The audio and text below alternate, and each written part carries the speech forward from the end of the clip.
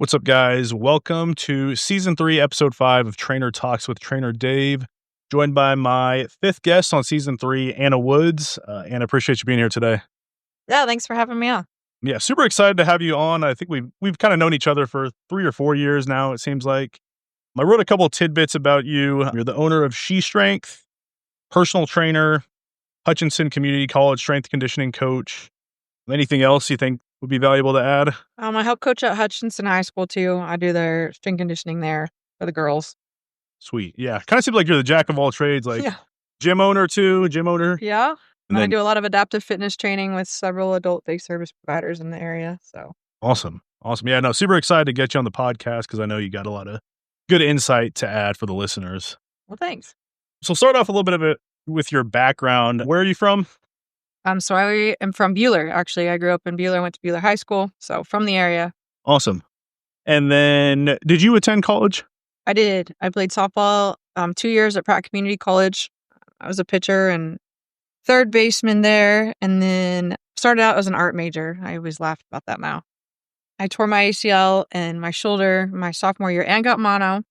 Wow. And had a weird virus that affected my eyes. So I had to wear these weird glasses for a long time. So I always tell people I loved the game of softball. It did not necessarily love me back my sophomore year. So I chose to retire at that point. And then I had met my husband at the time. So I moved to Oklahoma with him and finished school down there. Okay, awesome. So you played 2 years of collegiate softball? Yeah.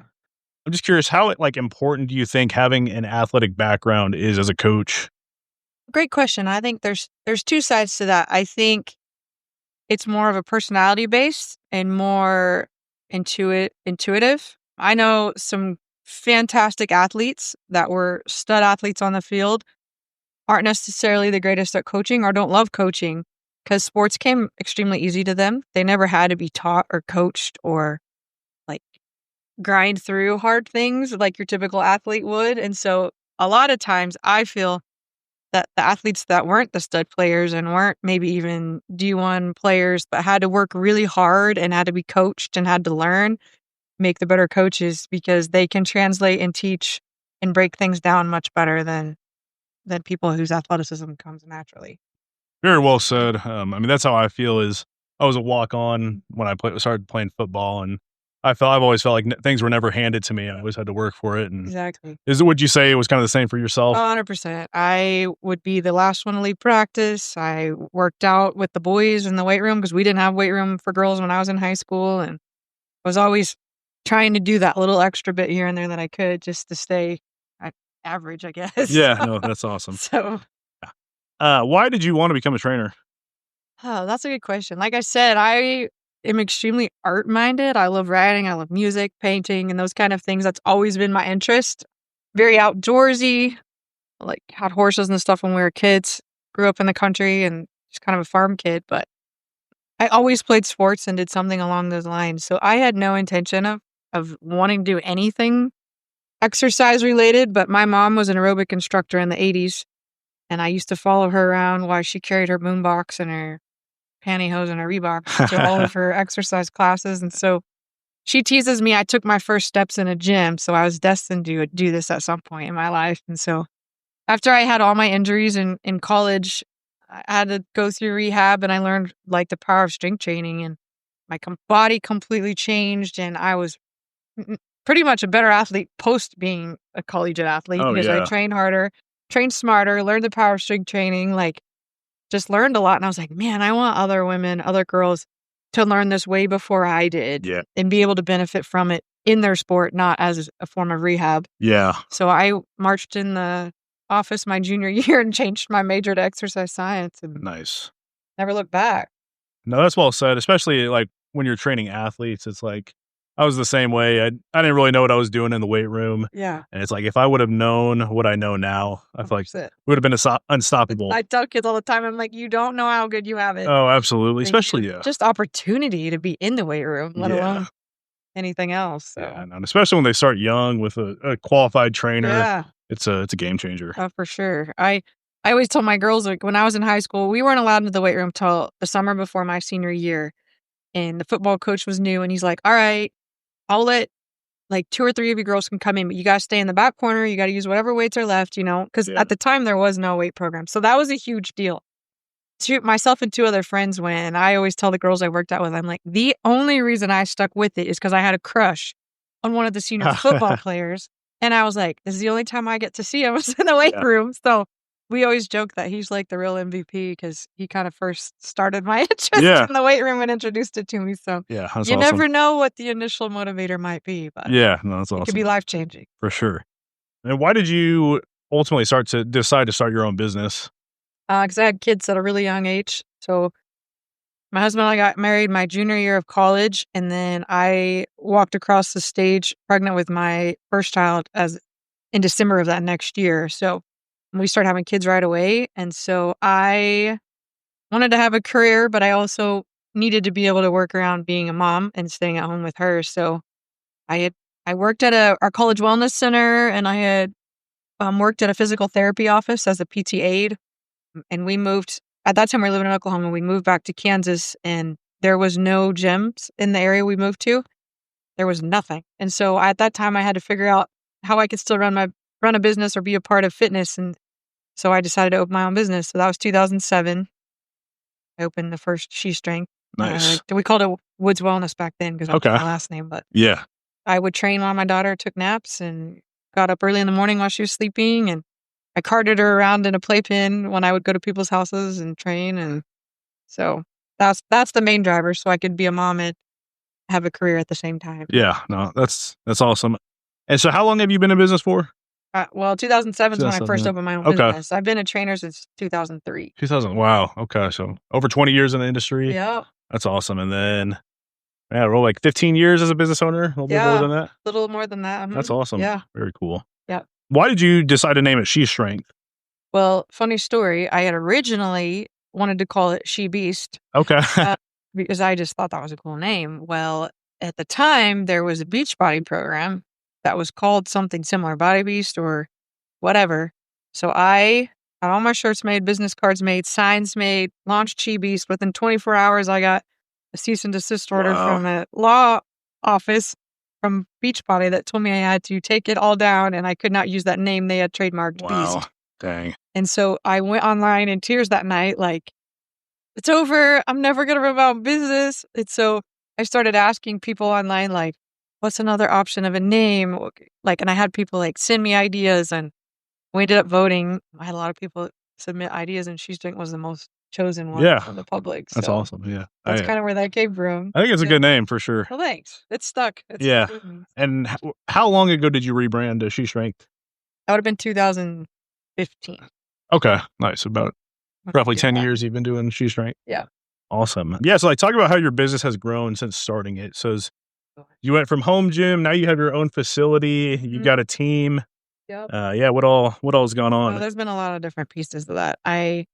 When we lived in Oklahoma, I trained in a wellness center there, and then we moved to Kansas and I trained in our garage. That was my first garage gym.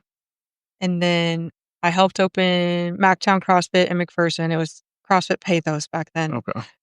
And trained at the Y there and helped train at the CrossFit gym there. And then we parted ways there. And so my husband and I moved to Hutchinson at that time. So I opened we lived in the country, so we converted the back half of our barn to a gym.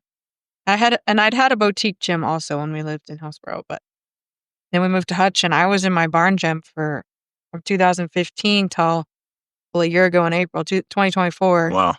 So 9 years or so. And done lots of different things in between there, like contracted out with the high schools. I was at Bueller High School for 5 years, just transferred to Hutch High this year. And then I've been at the college for 5 years. And I've contracted out with disability supports and tech. Well, disability supports, this is my 18th year of working with adaptive clients there.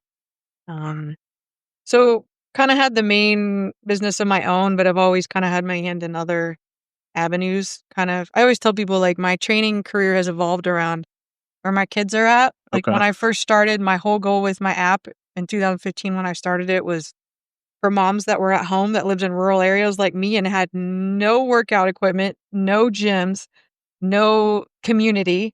So I started a Facebook community online, and I used to send workouts to ladies through our Facebook community, and then that turned into my app. And then as my kids got older, then it evolved into helping them become better athletes. And so I got more into the strength conditioning and branched out into schools.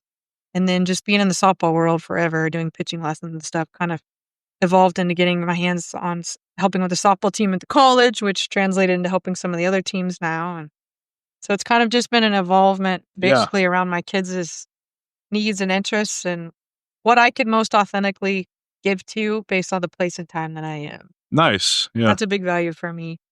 I don't do bodybuilding competitions. I don't do that. So I don't take those kind of clients on because I don't feel like I could best give to them. Yeah. I have a mom that has a son with special needs. I can 100% train her because I know physically, mentally, and emotionally what kind of thing she feels. And I feel like I can help her really well. So Yeah. kind of just staying true to who I am and what stage of life I'm in. Yeah. That's awesome. Yeah. No, it's cool that you can say that because I know in the early years, you kind of have to take just about everything. Yeah. And now that you've kind of niched down, and I think you've actually said like that's helped you grow your business. Yeah, for Um, sure. The more specific Yeah. I've become, the more authority I have of a voice in that one area, meaning the busier I have become, which is really hard. I train my staff now on that, and they just look at me like, well, Yeah. don't you want to train everyone? I'm Yeah. like, you don't. You don't Yeah. want to be the voice to all. You want to be the voice to one Yeah. specific area. For sure. Yeah. And that's something I've been able to do as well is Yeah. I don't really train moms or, Mm. general pop as much. It's Yeah. mainly staying true to sports performance training. Yeah. And I think, Give your most energy. yeah. And I think it's worked out well for me as well. Yeah. So, I would agree with that. yeah, that's awesome. So have you always kind of been in the fitness industry or did you have any other jobs before you started your own business? When I worked in college, I worked at anything you get your hands on. Oh, yeah. Okay. I worked night shift at the newspaper and rolled newspapers during the night because I was playing sports. We cleaned houses during the day. Lawn mowing business. I helped with the lawn mowing business. I was on work study program at the college, so I would help with the scoreboards and things like that. But from my junior year of college on, this is all That's- I've ever done. Yeah, that's really cool. No, and actually, that's probably the same for me. Yeah. Started off at the Y when I was in Yeah. college, and yeah, I worked at like Wendy's and Yeah. bowling alleys, Picked but up things here and there. yeah, but no, that's really cool. Like that you started at such a young age and then stayed true with your passion. Yeah. So Yeah. it's rare to see these days. Agreed. And that is, I always tell people, I'm like, it's not like you say all the time. I can sit back now and be like, it's been great, but man, there are some days Oh yeah, over the years where you're like, I don't know if I want to do this anymore. No, it would be absolutely. easier to go clock into a 9 to 5. it really would be. But Yes, yeah, that's awesome. you fight through those stages and it's always worth it. So. Yes, absolutely. So let's talk about your coaching philosophy now. Like, what is your philosophy when you get a new client in the door? I get to know them first. I always want people to feel like they belong before they have to believe in the process that I offer. I always joke that my physical approach to training very much matches my spiritual approach to life. And so I don't want to bark orders and be this tough person that's yelling at you if you don't think that you belong or you're a part of what we're trying to do and don't believe in what I'm wanting you to do. So Yeah. I want people to feel welcome and they can trust me and that we're on a personal level. And I say it all the time, like you and I've talked about, because we're similar personality types. Like I base everything off feel. Like I'm very much an intuitive feel person. So I got to get the vibe from them, get their energy and know how to match that in a way that I know is going to motivate them the best. And we started doing personality tests with our health assessments now. And that's been game changer just to know they don't want to be yelled at. They don't want to be Yeah. yelled at. They need to be reminded to be on time. They don't need to be, they're perfectionists, that whatever it might be. That's kind of where I start is getting to know them and as much about them as I can before we even lay hands on them for a consult or anything. For sure. So, No, that's well said. So one of my favorite sayings is as trainers and coaches, we're chameleons. Like we Yeah. have to adapt to the energy level, to the personalities. Yeah. And I think that's also kind of what makes it fun is you constantly get different personalities and Yeah. different challenges every single day. Well, it's probably like you've been on social media enough and you've put enough of your stuff out there that you tend to attract people like you Mhm, yes. that feel comfortable around you because you have similarities beyond liking to lift weights. Yeah. And so the power of social media has helped narrow that down a lot more because people can look at my stuff and be like, yeah, she's not my type of trainer. And then I don't have to worry about Yeah, that. But for sure. you tend to like attracts like in that way. Yeah. So. No, that's really well said. How many hours a week would you say you currently work? Oh, God, that's a horrible question. I don't know how many hours a week. I'll be honest. I don't do a good job I think keeping I track. make like 2 cents an hour. Yeah, at I think this point. I know the last 4 months because I've been tracking. Yeah. I will train anywhere from 85 to 90 sessions a month. Okay, so it's like 20 a month, maybe, or 20 a week, Probably maybe. because that doesn't include Yeah. any of my youth program Program. group Okay. classes or anything like that. Those are just individuals. Okay. Those are typically 30-minute sessions, 30 to 40-minute sessions, but I used to clock in every time I got on my phone to answer a question or Yeah. make Oh, an yeah. app video, and it was depressing. Yeah, no, it is. Yeah, because people don't realize like there's that time you're spent on the floor coaching. Yes. There's the time behind the computer programming. Yeah. Marketing, social media. You could even argue like networking. Like Right. this is work. Well, then learning. Learning, Like, I'm continued. always Yes, trying to stay yes, ahead and learn the next thing. yeah. And, And I even argue like if you're going out to a game to watch one of your athletes play, oh yeah, that's work. yeah, yeah. It adds up. Agreed. So, I try to purposely take off 1 day a week fully, not get on my phone, not do anything Yeah. work related. It's hard it is. because you Yeah. feel like that's business that you're not getting, or you're letting people down, or whatever it might be. That's my own demons I have to work through mentally. Yeah. But Yeah. it's hard Yeah. because there is a grind that you just have to have, and over time becomes your norm. And I Yeah. wouldn't necessarily say it's healthy or the right Right. boundary, but Yeah. I think that's just the work ethic that I grew up with, and I don't Yeah. know any different. Yeah. No, same here. Would you say you have like an ideal client? No. No. I pretty much all of my individual personal training sessions now are either female athletes or adults with special needs. Okay. Yeah. Yeah. Those are the two. I will only make time for those in my hourly sessions for those. Or if it's a referral from a mental health provider that specifically asked for me to train them because of a scenario or situation or experience they've had that I feel like I need to handle. But yeah, outside of that, now that I have a team, I tend to push everyone else out from there. So Yeah. Nice. it's a broad spectrum, but I train everyone like they're an athlete. So at the same Yeah. time, the programming isn't wildly different either. Yeah. So, Yeah. True. Do you mainly train one-on-ones or group classes? Like, how would you say your time split up?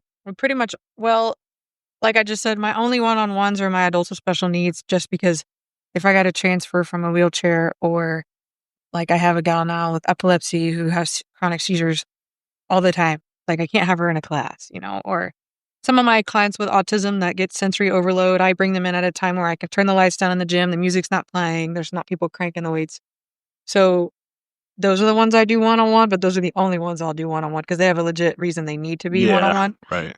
I like pushing my kids into small groups. We're pushing the majority of our gym to small groups now with specific purposes, like volleyball small group, weight loss small group, elderly learn to lift, whatever it might be, that everyone else is going into a group of at least 3. Yeah. Nice. Is there one you prefer, like you like better versus the one-on-ones versus? Profitably small groups. Absolutely. Yeah. Yeah. That, and then the large group classes for the kids.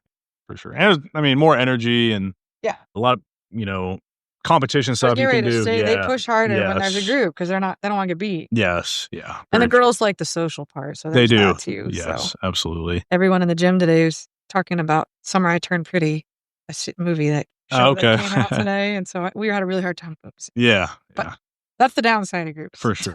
With girls anyway. Yeah. So how different is working with like college athletes in the team setting at Hutch versus working with athletes in the private sector? Not much different.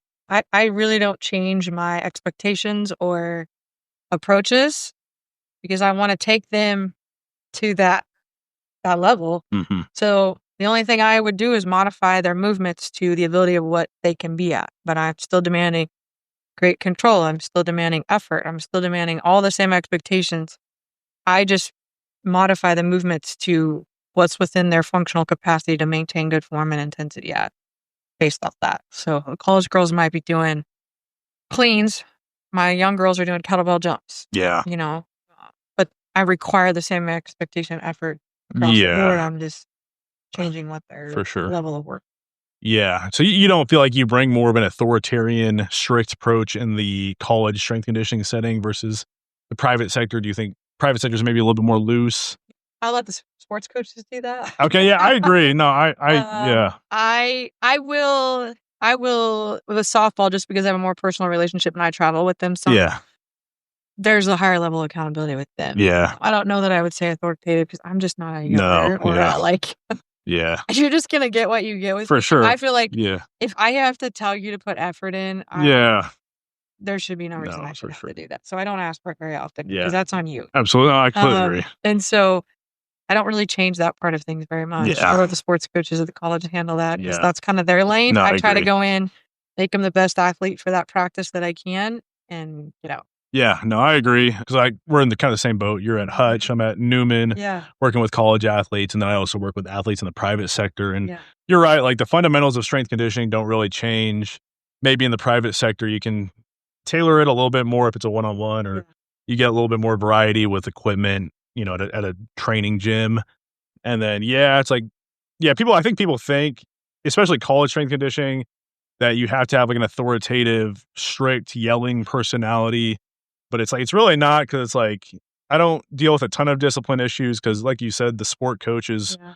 should be dealing with that. Yeah. And it's also like we're working with college athletes. Like, we shouldn't have to hold their hand and, tell them to put in effort. Right. So, I always say, I'm like, you're getting paid to be here. So yeah. like, it's Oh, like, absolutely. there's just that's the bare minimum of what I need from you. So Yeah. I think the only thing that I will say is different. I probably have a more personal relationship with the college girls because a lot of them have moved away from home. Yeah. They're in a really tough stage of life. They get homesick that first semester. For And so sure. you're like second parent, Yeah. and so they'll come up to the gym and hang out, Yes. or I'll cook home meal for them every now and again, or Yeah. like run into them at the bowling alley or whatever it might be. And so I always say one advantage of being a strength coach is that we don't decide positions, meaning the girls or guys Oh, yeah. open up to us more because Yeah.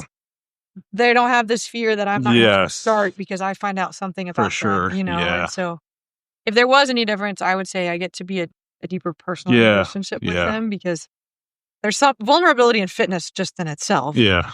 And then, like I said, I'm not determining if they start. So there's no fear there being penalized. Yeah. No, that's very well said. How many gyms would you say you currently train out of, like, including the college or high school weight rooms? Hutch High, Hutch Community College, Legacy, and then sheSTRENGTH Gym and Hutch. Probably 4. 4, okay. Like at the disability supports and tech and Starkey, I take all my own equipment in. All it in there. So Yeah. probably. Gotcha. Okay. Nice.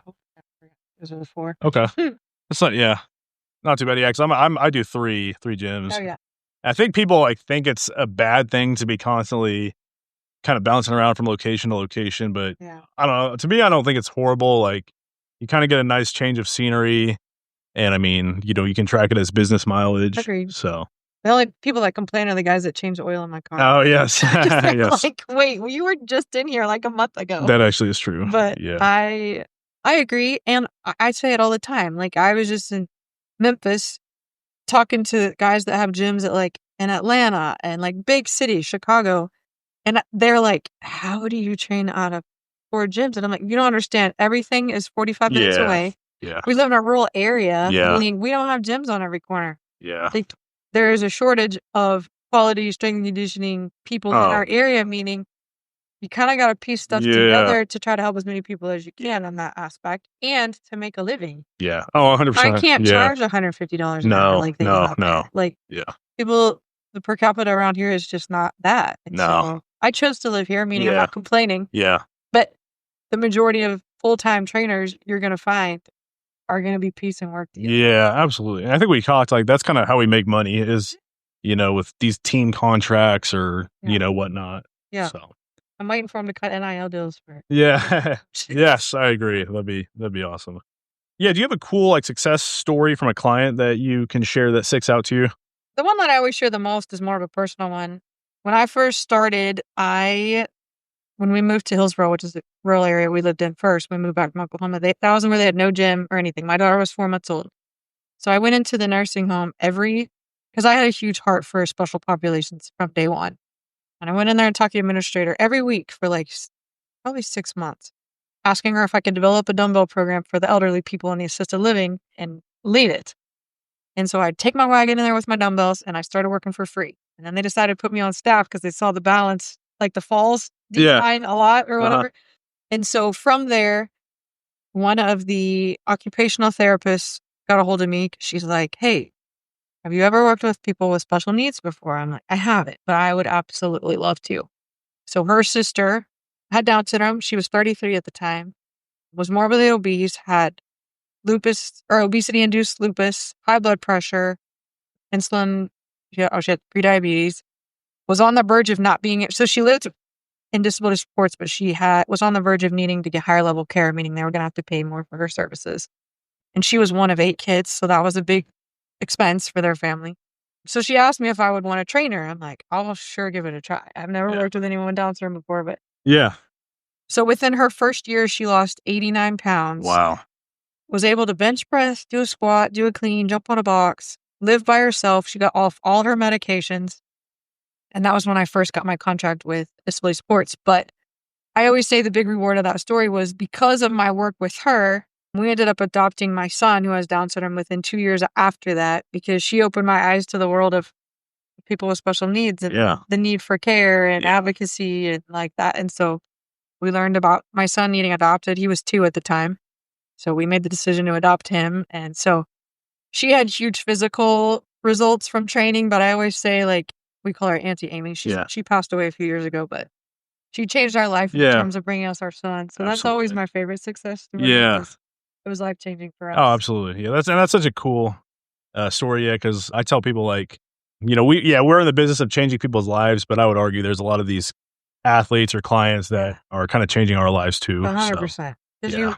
It's easy to come in and get irritated with a lack of intensity or lack of focus, and then you get to really know these kids' lives. Oh, absolutely.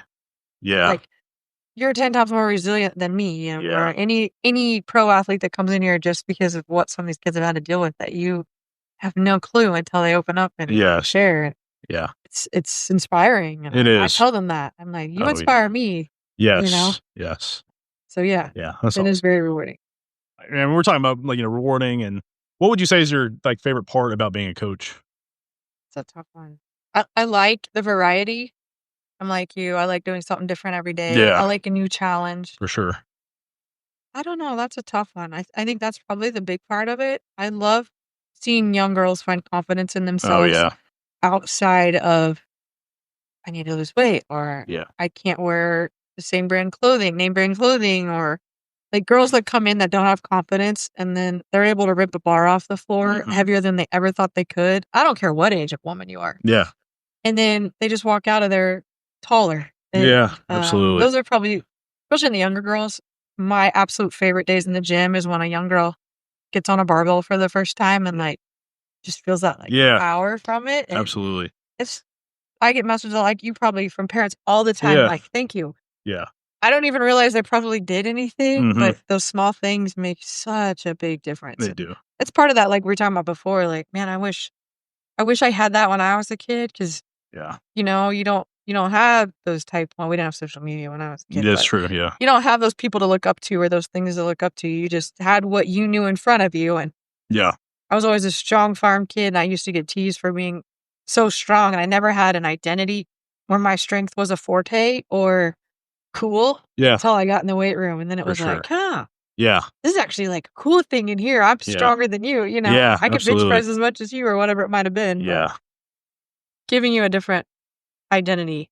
And then hopefully create a long life love for fitness. Absolutely. I don't want it to be, I have to work out because I'm fat, or I got to get my baby weight off or whatever. I want it to be like, no, I want to be in here because I want to feel strong and confident and those kind of things. So when people come back now, because like I said, it's 20 some years, hey, I'm still doing those lifts you showed me, like those are the days that you're like, all right, I did make an impact. Because like you said before, there are days where you're like, I don't think I'm making any changes. Everybody's hurt or whatever. Oh, yeah. Nobody's getting results. And it's hard.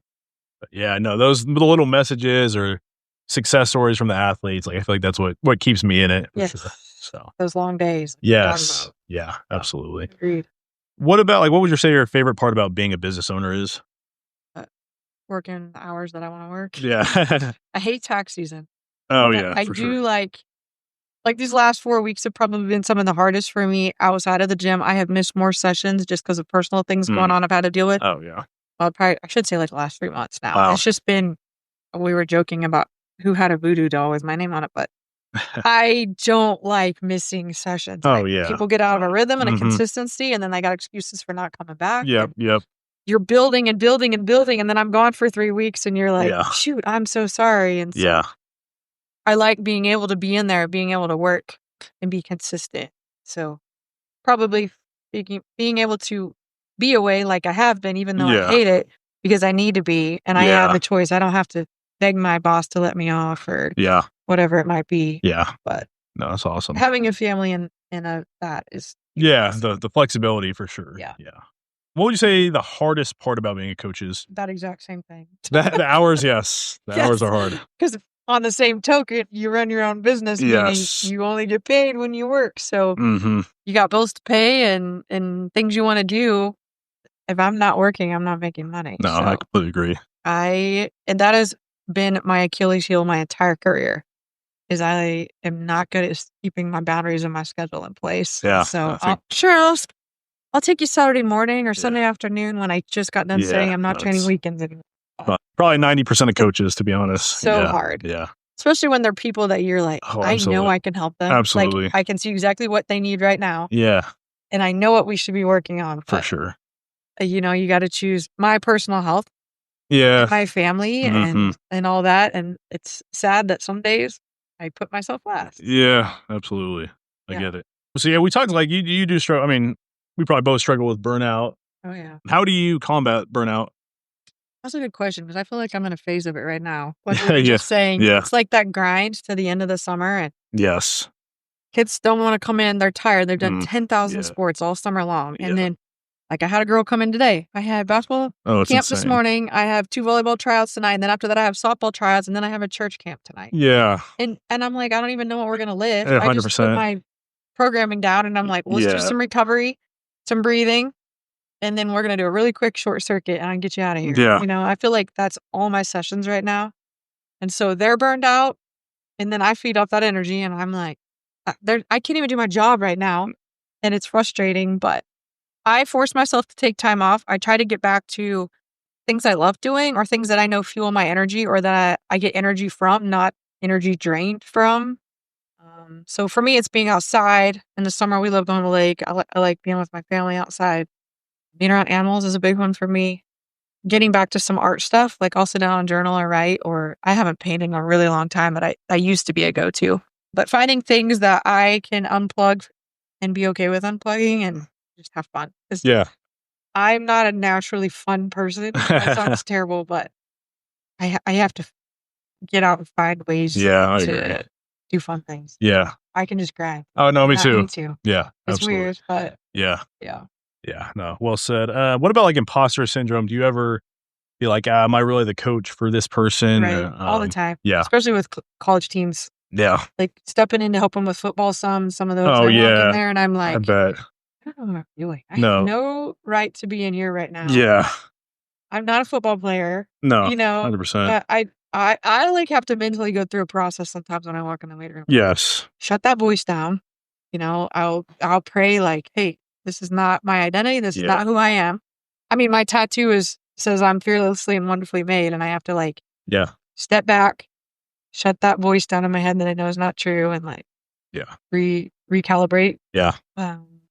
Or I'll have like quotes or things that I've saved on my phone that I'll go back and read through that are reminders of like what's important and For sure. how to get out of that. It's a struggle. No, And I'll have phases. I'll do really good for a while and then I won't. Yeah. One thing will trigger something in my head. And yeah. And I do with programming too. I'll be like, this is too simple. Yeah. No, Or 100%. Yep. this is not enough. Or I'm like, no.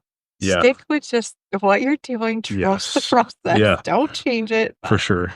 It's hard. No. Yeah, you nailed it, especially with the college athletes. Like, it really is a different monster, I feel like. And yeah, especially, that's got to be tough with training football. Because especially, I feel like it's when you're kind of coaching the opposite gender, it can be a little challenging. Because, like, even me coaching Newman softball, sometimes I'm like, am I really the guy for this? Yeah. I know. So. And then I get intimidated. Like, and one, like we just talked about, like with NIL, like some of these athletes come in with these high level trainers. Yep. And I'm like, oh, I don't have those girls. Yeah. I don't have that name or whatever, that fancy gym. And so it's hard. Yeah. to be like, no, I'm the best person for this job right now. For They sure. Oh, hired me, absolutely. Yes. and I'm just going to own this ground that I stand on Yeah. at the moment and help the people I can help. Like, Yeah. I have No. to remind myself of that all the time. Yeah. I'm same way. It's just like I'm here for a reason. Yes. So and Yes. you just got to make the most of even if you're not the right person for the job, you Right. got to make the most of the opportunity. Right. So yeah. And That's, like I said, the kids that want to be helped and you can best help, they are going to make changes. yeah. Absolutely. Sometimes I have to bring my like wide scope vision in a little bit and be like, this is your ministry right here. Yeah. Don't get outside of this. For sure. You know? Yeah. Because I'm like a dreamer, a visionary, and sometimes my brain likes to go big picture. Oh, absolutely. Now I got to be like, no, just right here's who you're supposed to help Yes. be a part of. Yeah. Yeah. Well said. So we'll talk about a little bit about business advice. How do you go about finding clients? Well, early on, I was doing anything and everything. I was at every 5K, leading the warm up. I was at every kids event, volunteered for Special Olympic, volunteered coach volleyball, volunteered coach basketball. And it helped because my kids were involved. I would get help with the youth group at church or help with Sunday school or come up with events. I mean, like I see you doing that all the time. I was doing all that stuff early on. Yeah. Kind of establishing your name. You want to be in front of people, get your face. Like I said, when I first started my business, there was not Facebook, there was not social media, there was nothing. Yeah. YouTube and MySpace is what we had. Oh, that's right. Yeah. Yeah. And so when they took Facebook away from just being college students, that was kind of an intro of like being able to not have to be at every single event face value. I would write articles. I would send stuff into magazines. I would get my name in there. I would host events that I would call the newspaper and tell them to come cover the event for me. And I tell my coaches that now. I'm like, anything and everything you can get out in the community on, yeah, you got to do it. And it stinks, and you're working for free all the time. Absolutely. But I'm on the back end of that to where now I stay very active on social media. I will say that. Yeah. You got to stay in front of people. For sure. But I don't feel the need to have to be hosting all the events and add everything anymore. Yeah. Because I've kind of established that baseline knowledge of who I am, and I can benefit from it without having to be quite so involved. I still do it because I love it. Yeah, for sure. But I get to choose now. I don't have to get every 5K on Saturday like I was back then. No, that's we still volunteer. Like we went into the high schools this summer, some of the private high schools in Hutch, and did free strength and conditioning for them this summer. Yeah. We got in with Big Brothers Big Sisters and Boys and Girls Club, and we went in and did more like ministry stuff now. Like, hey, we're at a place now where we can give back with no strings tied. Like, I don't need you to refer me. Or I don't need to do this as a tool to get my name. Like now it's like, we want to give back. Yeah, we're at for a place to where we can, and we want to do it. I didn't publicize any of that stuff. I didn't put any of it on social media. Like I didn't need to, but that's not what we were doing it for at that point. But it's kind of cool to be able to now be able to do those in a giving way. A want-to way. For sure. Yeah. No, that's well said. I mean, you just threw out a bunch of ideas of writing or hosting events, getting out into the community, writing articles, posting on social media. And I think new trainers especially, like need to understand, like, that's really what it takes to be successful in this industry. And, it sucks, but like you said, I mean, once you get your name more established, you don't have to do those things as much. And I, even like you said, doing the stuff for free. I mean, I still do stuff for free, and I think it always finds its way back to you in the long run. That's what I was getting ready to say. I literally had this conversation with a young guy trainer, and I can't believe that you have to say it out loud, but I'm like, the hard bottom line is you have to be kind. Yeah. Like, I can't believe that I have to coach that, but I tell people, I'm like, what you put out in the world, you get back. Absolutely. If you're a jerk and complaining about every other trainer in town, putting down every gym, absolutely, like putting down clients or making fun of them out loud or whatever, like you're not gonna get the multiplication back toward you. What you put out there comes back on you, 100%. Good or bad. Yeah. And I feel like the one thing I have always tried to do is overgive and be kind. Yeah. Like, it seems like it should be a simple rule, but in today's day and age, it is not. I try to have confidence in the clients that I train and hope that I train them well enough that I don't have to worry about what anyone else is doing. Or put them down to grow my business. For sure. Now, I will say there are times where I put boundaries on who I follow on social media or what stories show up in my news feed or whatever, because I know those are triggers for me, like to be like, oh, I I should do what they're doing. Yeah.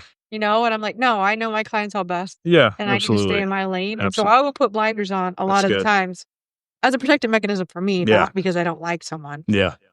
No. Just to make sure that I can stay true to myself and who I'm training. And then I don't have to feel the obligation to complain or put down other. Yeah. Or if I don't know what's going on and someone complains to me, I'm completely clueless. Yeah, that's good. And I don't have to feel like Yeah. obligated to reply. I agree. Yeah. There's enough people in this world that need our help, Mm-hmm. and not all of them need me as a trainer. I agree. Oh, yeah. There's somebody else better fit for them, and I hope that person is kind and Yeah. caring, and they're the better trainer. Yeah. I'm not ever gonna say I am. No. But I try to just be kind. That's the bottom line. Very well said.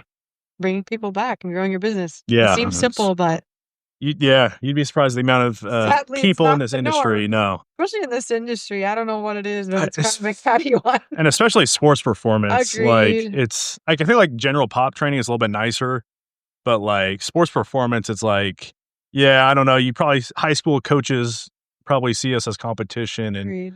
I think it's harder to make friends with other sports performance trainers because. They think they're better. I think it's also maybe has to do with a lot of us have athletic backgrounds and You're trained a certain way. Yeah, I think that for way sure. the best way. Yeah. I think it's hard also, like, and I'm not using it as an excuse, but there's the male-female role. Yeah. Like, it's hard going into high school programs as a female coach and get respect from male coaches. Yeah. Especially certain sports. You know? So that makes it even harder sometimes to feel like you're making changes or able to get an edge on things. Because one, they find out you're a private sector coach. Two, you're a female. And then that goes against all of their ego things that they're proud of. And my approach there is always the same. I like going with kindness. Like, show me what you're doing. Teach me. Yeah. Like, I'm not here to say I know better. I will never walk in with that attitude. Yeah. And try to go in with a open mind and hopefully get a little bit of a conversation going to where that edge is taken down or the wall is taken down a little bit. But I don't know. Kindness is always for sure. No, well, very well said. So this next one I wanted to ask is, I think we both talked. We were both like introverted INFJ personalities, and I think that's actually kind of I don't think it's that rare in the training industry, to be honest. Like to be honest, I think majority of the trainers I've been around have been a lot of them have been pretty introverted. Yeah. But I feel like the norm people think of is, you were hoorah, high energy, yelling trainers. Yeah. And I even when I first started the career, I thought that that's what I had to be. Yeah. And I feel like, I think we both have found success in being ourselves. Yeah. Like, do you have any advice for, somebody that's introverted and might be wondering if this is the industry for them? Yeah. Don't let that. It is an extroverted world. It is. In general. And yeah. Not every client wants to be like, I've had clients come to me and be like, they're too much for me. Oh, absolutely. They're too loud. Oh, absolutely. Or they're too happy or whatever. Or at 5 a.m. in the morning, they just want the coach that comes in and is like, let's just get to work. Absolutely. Nobody talk. Yeah. And so it's kind of like what I said, like, there are people that want that extroverted, crazy, loud person. Yeah. They're not going to get that from me. And I will say that up front. Yeah. Yeah. But I will meet you in those quiet moments because I have a high intuition sense. So when you walk in the door, I can immediately pick up on what we need to do today. And I may completely change it on the fly based off the energy I get from you right away. Yes. And I used to think everyone had that ability because I thought it was the norm, but it is not. Mm-hmm. And so that's my superpower. Yeah, I agree. An introvert, absolutely. I have to protect that and get a lot of alone time to make all the hands-on time that I have. And I get drained quickly if I don't keep an eye on that. Yeah. But I think our superpower is being quiet and quietly leading by example. Yeah. I've seen you do this before. Like, there's sometimes where I'll lift when my kids are coming in, or I'll still be working out when they come in. Yeah. I am a silent leader. Like, I like to lead by example.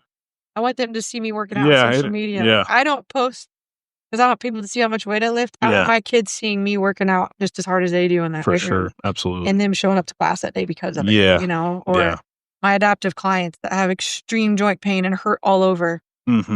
They're seeing us coaches grind through things and push hard, and therefore they'll show up and do it as well. Like, I would much rather be like, show up consistently every day and you see me working hard over years and years of time than screaming at you and yelling at absolutely. you trying to motivate you. Yeah, That's absolutely. just not my style, and I'm not motivated Yeah, that way, so I know yeah. other people aren't either. Yeah. No, yeah. Very well said. I mean, Just yeah. showing up quietly and Yeah. doing work. You nailed it. I mean, yeah, well, one of the things, like, that's, like, most cringy is when, like, somebody tries to bring fake energy. Yeah. Like, you can sense it real quick, like, Yeah. that's not who they are. Right. Mm. You can sit that on social media. Yeah, yeah. But, yeah, no, I think you're right, like, sensing that, introversion is kind of a superpower in a way. And, yeah, like, something I've learned is, like, you don't have to talk every second of the session. Yeah. It's okay to have some silence, so. Right. Yeah, that's well said. It's not entertaining. Yeah, yeah. Entertain you. Yeah, for Like sure. maybe when you're doing a plank. But Yeah. Yeah. sometimes I'll try to do something so to keep you entertained then, but Yeah, like I don't need to do that. for sure. It's not a clown and pony show. I'm here Yeah. to silently lead. Yeah, and I remember I used to kind of be like, I wouldn't like to tell people straight up that I was an introvert because, like, I even argue, like, still to this day, if I go to the Genesis and apply as a trainer and said I was introverted, like, they may not want to hire me. Yeah. But, like, Sure, at each gym. I posted on social media a few times, just some authentic posts, keeping it real, and it's like people, like, have seen that and, like, they're, let's say, like, my daughter, like, you're the perfect trainer for my daughter because she's not that way either. Yeah. So Yeah. I would say I'd probably attract more serious kids. yeah, for sure. Like the kids that are silly and want the crazy, all that. Yeah. They just don't like my sessions. Yeah, for sure. But it's all right. Yeah, There's other trainer out there for them. absolutely. Yeah, for sure. So we'll start to wrap it up. I go into a section called hot takes. Would you agree with the statement that 90% of trainers quit in their first year? I don't know what the number is specifically. I would say a lot of them don't do it full time. That is big, yes. And they don't go all in. That, yes. They try to dip one foot in and do it half-heartedly while they still work another job. Yes. And then don't have success and end up quitting. Very true. Because I tell my gals all the time, I'm like, you either got to go in or all out. If you want to run your own business as a trainer, Yeah. you got to take that leap of faith and go all in. If you feel led to do that, and obviously, like, pray about it and make some good decisions. But I would say a lot of people quit because they don't go all in. Very true. They're Yes. not confident enough or gutsy enough, maybe. Yeah, I don't know. it is scary. To take the lead. Yeah. But like we said earlier, if you want to go all in, Yeah. you got to go all in. There's Well no said. 1 foot in the water Yeah, figuring it out. for Because sure. you're always going to be an employee of someone else with that mindset. Yep.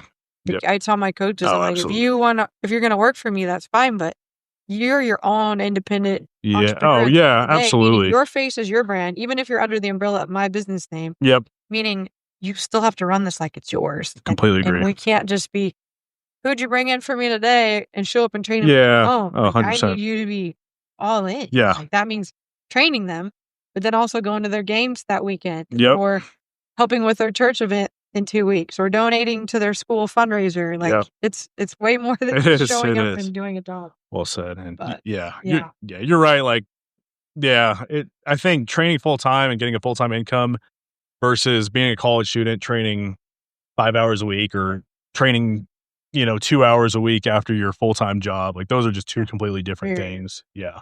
Do you view other gyms or trainers as competition? Why or why not? No, kind of like what I said earlier. It's going to sound bad, but I don't really pay attention to what a lot of other coaches are doing. Yeah. Because I know for myself, it's a distraction. Yeah. And then that feeds into my imposter syndrome. I'm like, oh, I should be trying that. Or they're doing this. I should probably be doing this. Instead of just trusting what I know my clients need, what I know works, and what I enjoy coaching and can coach best. And just sticking with that. For sure. So I think there's a gym for everyone. Yep. And a coach for everyone. So yeah. What about this one? Do you believe that parents view, like, skill training, like pitching, volleyball lessons? Do you think they see that more important than sports performance training? they'll say they don't, but their time and their calendar will show you that they do. Yeah.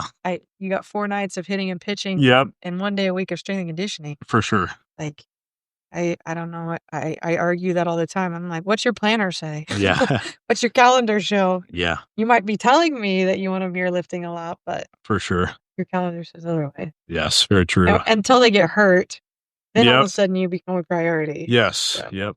Do you believe that Kansas athletes are behind? I wouldn't say that. I would say our culture as a whole still puts family and faith and other things first. In a way, it's more of a values approach, not necessarily behind. Okay. I think we just live a slower paced life here as a culture. That is true. Yes, that is And true. therefore, that just carries through everything we do. Yeah. I don't know that the verbiage behind would be I Okay. would say we're slower Okay. paced Gotcha. at moving forward on. That is You true. know? Yes. And we get there eventually. Yeah. And there are some gyms that are way ahead. But you could try to bring some of those progressive ideas to this community and they're gonna think you're crazy. So, I mean, I say that about like holistic medicine, holistic dietitians, functional med. It's extremely odd to people around here still. Like it's still, I mean, it's coming around, but it's progressive medicine and people around here are still question it. Yeah. And I think it's the same thing with exercise. Like, I think we're just slow and adapting and changing. Yeah. We're just slower paced culture. That's a good point. I've never thought about it that way, but that actually does make sense. Yeah. I just Midwest. Yeah. Midwest. Yeah, for sure. They were talking about that at the conference I was at in Memphis because they're like, because I spoke at the event and they were giving me a hard time about like, I feel like I talked too fast for the entire session that I presented it. And they're like, no. Oh, wow. You talk slow. I'm like, are you kidding me? I don't feel like I do. But when you get outside of tri-state area, that's a much faster paced life out there. And I even actually, that is true. Faster. I feel like we're fast paced here, but it's not. No, that so is. when you step outside of this, for sure, we're just slower. Everything is a slower pace. Yeah, that is true. What are your future goals for like yourself and sheSTRENGTH? Slow down. Oh yeah, yeah. Like I'm at a point now, like in the next year for sure, where I will probably be stepping back quite a bit. Nice. And just, I don't want to say managing. Yeah. I put my time in. And I love what I do, but I also am ready for more time. Like, for sure. Get out of that grind of feeling like I need to answer every phone call and I need to answer every workout question. Yeah. Start pushing other people to the front. I don't want to be the face of the brand anymore. I don't want to be out front. I don't want it to be about me. Very true. Yeah. I think once you hit your 40s, that's just a typical thing that happens. But I want to see the people that work with me succeed. I want to see them take off and that's cool. Go do all the cool things that I've experienced, to travel that I've got to do. And they've got young families and they're just getting started. Several of them. And, I want them to be able to take their kids on trips like me, like I did.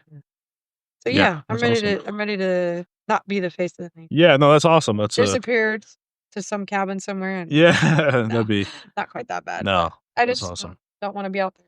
Yeah, when it looks like you're building towards that with your team, and that's good. Yeah, that's awesome. Last question is, where can we find out more about sheSTRENGTH? Instagram's probably where I spend the most time. My handle is @sheSTRENGTH. We have a website, sheSTRENGTH.com. I post some on Facebook too. We have a sheSTRENGTH Facebook page, but Instagram's probably where I'm interacting with most. Yeah. I'm posting the most stories. I'm too old for TikTok and Snapchat, so I don't mess with either one of those. For collegiate sports and collegiate training, you'll find me on Twitter. Okay. Yep. Because I have to post stuff for recruiting for kids that want to get seen. Their coaches ask for weight room stuff now. So that is true.